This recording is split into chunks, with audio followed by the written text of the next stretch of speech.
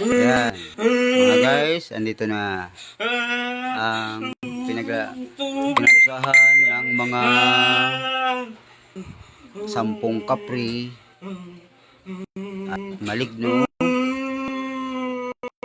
engkanto ng mga duwende, espiritu at may barang pasya sa tao. Andyan, pinapahirapan siya. Ayan siya. Ayan. Ayan.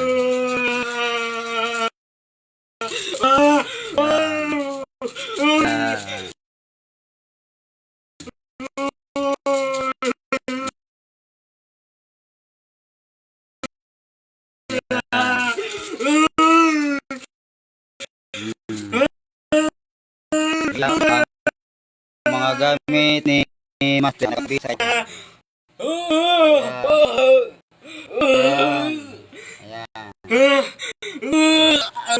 Andyan ang halo-halo na ngipin ng kidlat.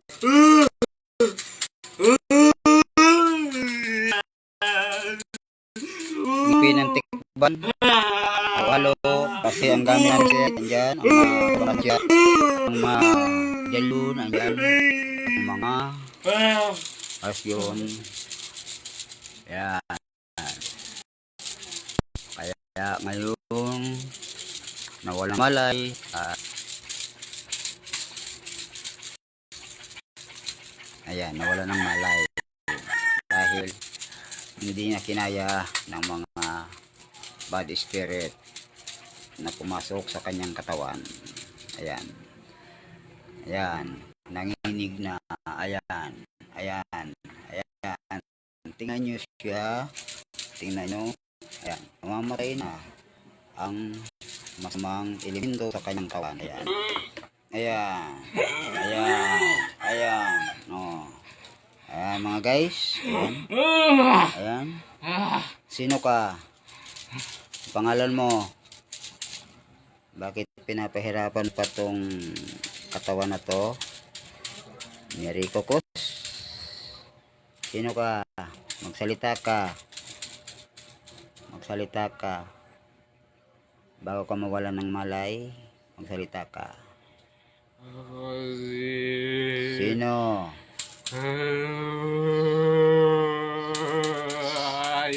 Sino? Magsalita ka muna. Sino? Sino? Magsalita ka. Sino ka? Halika, dito ka.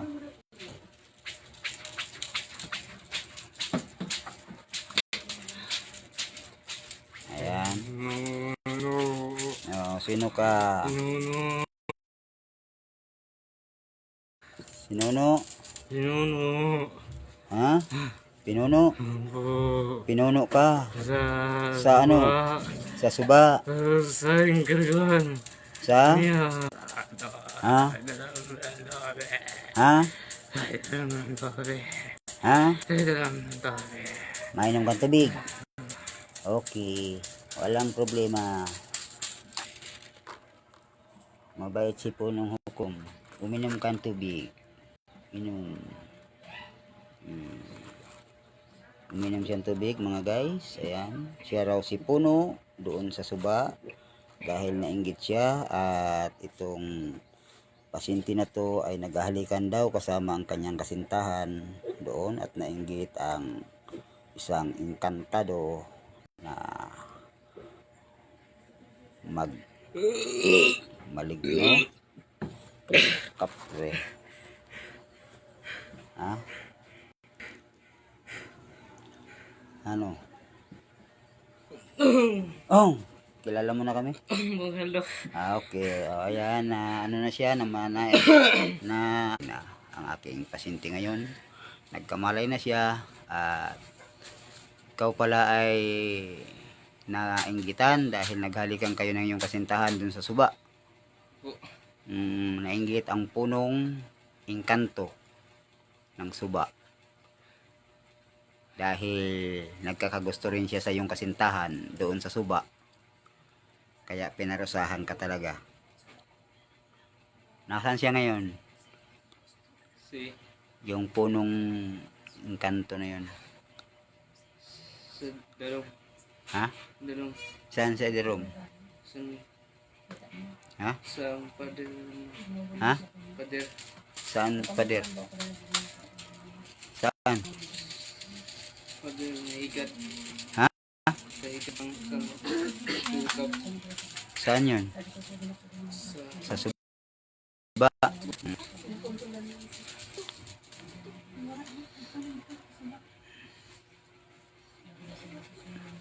Sa sunod, wag ka nang pupunta doon sa suba ha.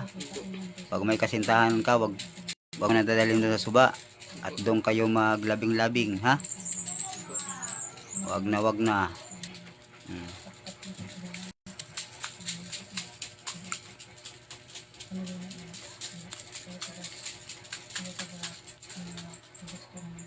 Kaya pala ano, dahil nainggit sa'yo, kinainggitan ka.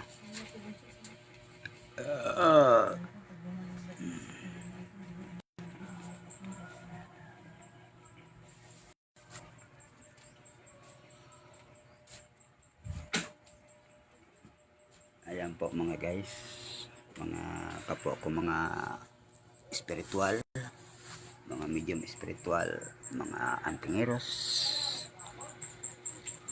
Ito po ay napapalaban naman si Master Adam. Kilabot ang Harimbakan ng 36 dito sa aking pasyente na ito. At dalawa sila dito, okay na isa dahil sa pinatay na ng aking mga kaibigan na mga bathalang immortal ang maligno na pumapasok sa katawan ng isang babae na si Maika. At ngayon ay andito naman ang isa at pinaglalaroan din ng mga bad spirit, mga maligno, mga elemento. Kaya advice ko po sa mga kagaya nito na mga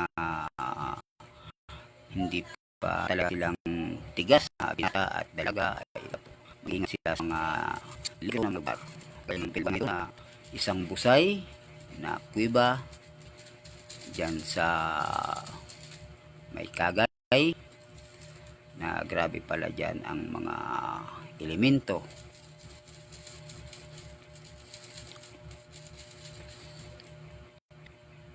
Hingi ka ng tawad.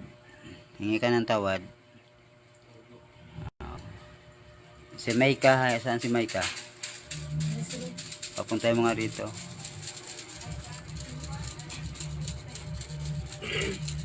Ba't? Nabibingi ka? Ha? sira na akong talinga Oo, inasaran talinga mo kasi sa naghalikan ng kasintahan mo, nakalapokpok ka pa ng bato doon at nabibigay yung kanto, kapre doon. Ha? Oh my ka. Lika dito. Oh, yan po si Maika. Ngayon ay maganda na yung kanyang tawa. Ngunit siya ay nawalan din ng malay na 5 oras. 5 oras. At ngayon naman ay dinala siya dito na wala rin siyang malay at awang-awa ang kanyang mga pamilya. Ayan, oh. Ayan siya, ayan ang kanyang ina, ayan, at nagmamakaawa para maano ang kanyang anak. Ayan, ayan ang kanyang tita, ayan, oh. Yung ina, anong masabi mo dito ka? Ang sakripisyo mo sa anak mo,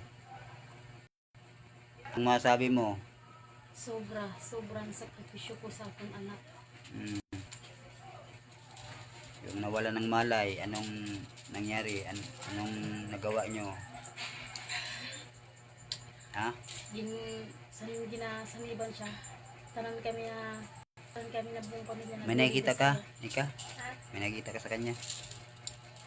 Ilan? Dalawa. Babae, lalaki? Lalaki, dalawa? Babae isa. Babae, mag-asawa sila? Ha? Walang bata pa. Bata pa? Ang babae? Anak? Daraga. Daraga? Anak ng lalaki? Ano yung lalaki? Gurang na? Ama siya ng bata. Ano? Ayan siya, may third eye siya, si Nika, ayan. At nakagustuhan rin siya ng isang maligno na nagbalat kayo. Hanggang sa ospital ay sinundan siya, ngunit hindi rin nakasir dahil pasalamat sila at dito sila napunta at ginamit pa ang tunay na manggagamot dito sa barangay namin, dito sa Malinta.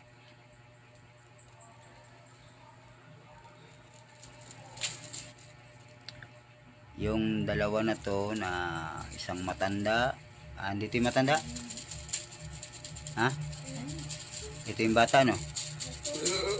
Ha?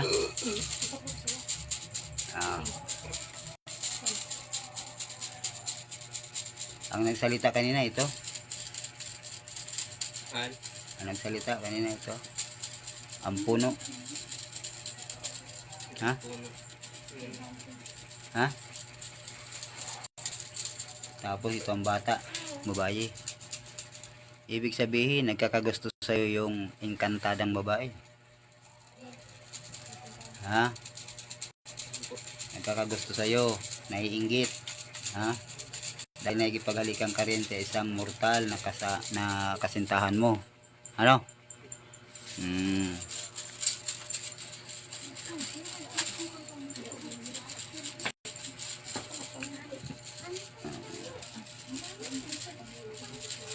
Ito siya ay umiiyak na yung kanyang ina at yung mga tito niya dahil kanika nga na ang akala nila wala na talaga, ngunit nagawan pa rin ng paraan ni Master Adam ang kilabot ng Halimbakan 6 para maligtas si Nika, at ngayon ay ligtas na siya at napatay na ang impakto maligno na nagkakakursunada din kanika. At ngayon ligtas na siya at ang nakaligtas sa kanya ang mutya ni Punong Hukom dahil pumasok sa kanyang katawan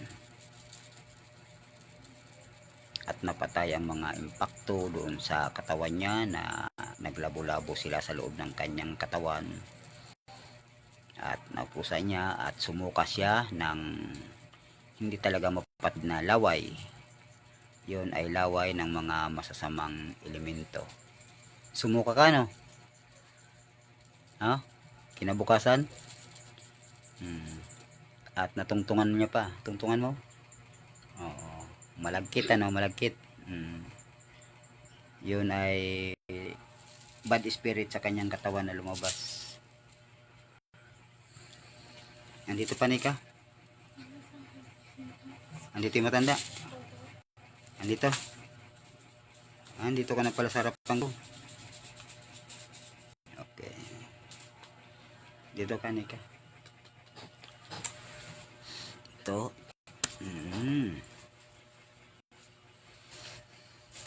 Pumunta ka na sa mata ko, ha. At ngayon ay tatawagan natin ang matanda ito na sa kanya.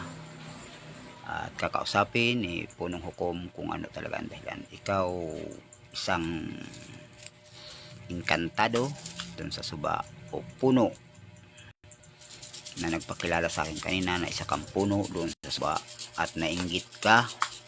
Hindi ikaw nainggit kung hindi ang anak mo, dahil nagkagusto sa isang mortal dito sa mortal na to at nainggit siya at nagsumbong sa'yo. Pumasok ka sa aking katawan para ikaw magpaliwanag at ikaw mismo ang maggamot sa binigay mo na leksyon dito sa aking pasyente na ito ngayon din.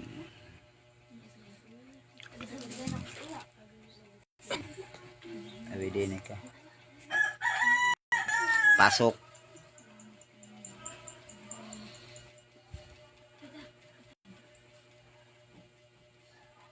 Pada ang pula ko. Pulong na pula. gamit lahat mga guys, wala lahat dahil nasa pasyente ko ang mga gamit ko lahat. Ang kuntas. Ito, ang bilog. Okay, hawak ni ka. Tutok sa kanya. Ha? Ano sabi?